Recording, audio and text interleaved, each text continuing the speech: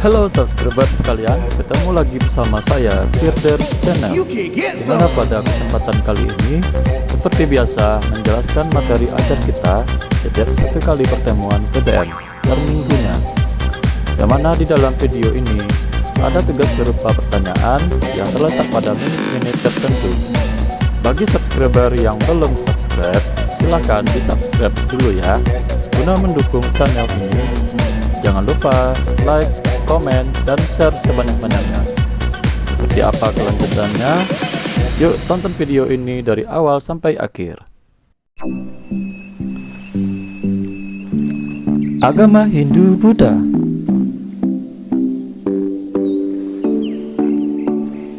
Munculnya agama Hindu di India.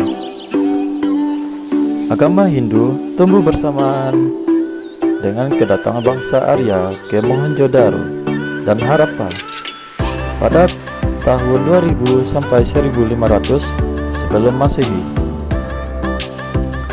dan mendesak bangsa Dravida dan bangsa Munda. Bangsa Dravida disebut juga bangsa Anasa, yang berarti hidung pesek atau berhidung pesek, dan bangsa Dasa yang berarti raksasa atau bertubuh besar dan tegap.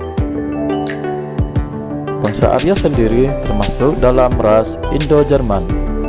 Baik Ananda, slide berikut ini adalah tugas 1. Dengarkan suara Bapak.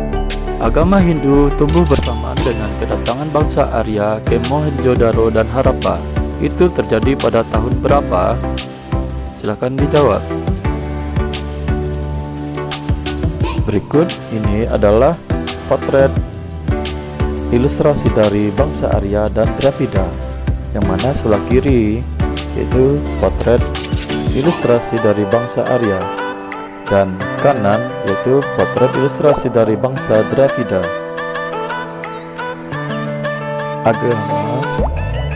Agama Hindu. Agama Hindu merupakan sinkretisme dalam kurung percampuran, yang mana percampuran antara kebudayaan dan kepercayaan bangsa Arya dan bangsa Dravida. Bangsa Arya mempunyai kepercayaan untuk memuja banyak dewa, atau dikenal juga dengan politeisme, sedangkan bangsa Dravida masih memuja roh nenek moyang, atau dikenal dengan istilah animisme. Terjadi perpaduan antara budaya Arya dan Dravida yang disebut kebudayaan Hindu, atau dikenal dengan istilah Hinduisme. Istilah Hindu diperoleh dari nama daerah asal penyebarannya agama Hindu, yaitu di lembah sungai Indus. Ananda sekalian, coba perhatikan ilustrasi potret berikut. Pertama sekali yaitu slide berikut ini adalah tugas 2 kalian. Dengarkan suara Bapak. Apa yang maksud dengan sinkretisme dan animisme? Coba jelaskan jawaban kalian. Potret dari Dewa Brahmana atau Dewa Brahma, atau dikenal dengan istilah Dewa Pencipta. Nomor 2, Dewa Wisnu, dikenal dengan istilah Dewa Pemeliharaan. Yang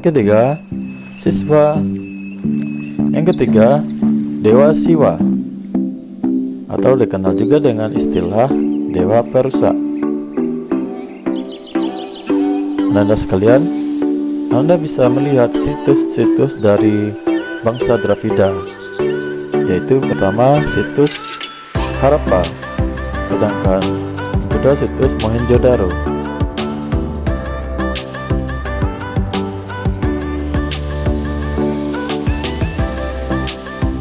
Ada juga kasta dalam agama Hindu. Ada 5 kasta dalam agama Hindu. Yang pertama sekali, yang paling tinggi kedudukannya yaitu kasta Brahmana, yang mana kasta Brahmana ini adalah para pendeta. Yang kedua, kasta Ksatria, atau dikenal juga dengan istilah orang-orang di pemerintahan, dan para prajurit kerajaan. Yang ketiga, kasta Waisya, dikenal juga dengan istilah para pedagang dan orang-orang yang memiliki keahlian. Keempat, kasta Sudra, orang-orang yang tanpa keahlian, Buddha, dan rakyat jelata. Kasta Sudra ini adalah kasta terendah kedudukannya. Sedangkan kelima, yaitu kasta Parya. Kasta Parya ini yang tidak diakui. Ananda sekalian, slide berikut ini adalah tugas 3. Dengarkan suara Bapak. Jelaskan masing-masing dari 5 kasta yang ada dalam agama Hindu. Jelaskan setiap kasta-kasta tersebut. Jelaskan jawabannya.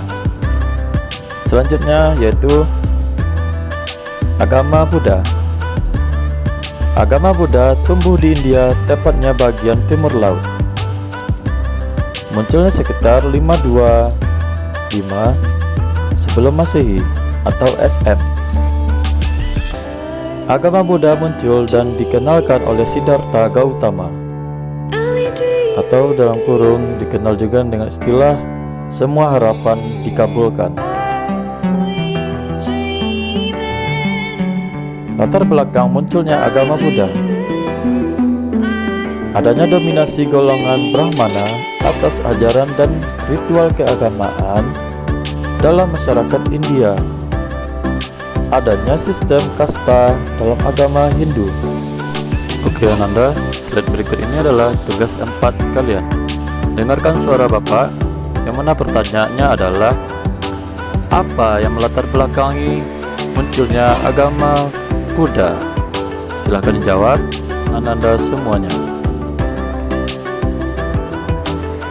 Bagi Siddhartha, kehidupan adalah suatu penderitaan. Oleh karena itu, manusia harus dapat menghindarkan diri dari penderitaan, dalam kurung samsara. Dan demi mencari cara atau jalan untuk membebaskan diri dari penderitaan, guna mencapai kesempurnaan, maka beliau meninggalkan istana dengan segala kemewahannya, melakukan meditasi, tepatnya di bawah pohon Bodhi di daerah Bodh Gaya. Dalam meditasinya tersebut, akhirnya Siddhartha memperoleh penerangan agung, dan saat itulah tercipta agama Buddha. Baik Ananda, slide berikut ini adalah tugas 5. Dengarkan suara Bapak. Apa yang dilakukan oleh Siddhartha Gautama untuk menghindari penderitaan yang terjadi pada bangsanya? Agama Buddha lahir sebagai upaya pengolahan pemikiran dan pengolahan diri Siddhartha, sehingga menemukan cara yang terbaik bagi manusia agar dapat terbebas dari penderitaan di dunia, sehingga dapat mencapai kesempurnaan dalam kurung nirwana, dan berharap tidak akan terlahir kembali di dunia untuk merasakan penderitaan yang sama. Berikut kitab suci. Ajaran agama Buddha dibukukan dalam kitab Tripitaka, dalam kurung dari bahasa Sanskerta. Tri artinya 3 dan Pitaka artinya keranjang. Berikut ada 4 tempat yang dianggap suci oleh umat Buddha. Pertama sekali adalah Taman Lumbini di Kapilavastu, sebagai tempat kelahiran Siddhartha, dalam kurung tahun 563 sebelum Masehi. Sementara itu, masa kecil Siddhartha dilewatkan di daerah Kapilavastu tersebut. Selanjutnya, Bodh Gaya. Ini adalah sebagai tempat Siddhartha menerima penerangan agung. Lanjutannya, Benares, dalam kurung Taman Rusa, sebagai tempat Siddhartha pertama kali mengajarkan ajarannya. Lanjutannya, Kusinegara, merupakan tempat wafat Siddhartha. pada tahun 482 sebelum Masehi. Baik Anda, slide berikut ini tulis 6 dengan kasur Bapak. Tuliskan keterangan pada 4 potret gambar yang mengenai tempat suci agama Buddha. Baik Anda, itulah kegiatan hari ini dan bentuk penugasan hari ini. Kita akhiri saja. Jika ada kekurangan dan kesalahan, mohon maaf lahir batin. Assalamualaikum warahmatullahi wabarakatuh.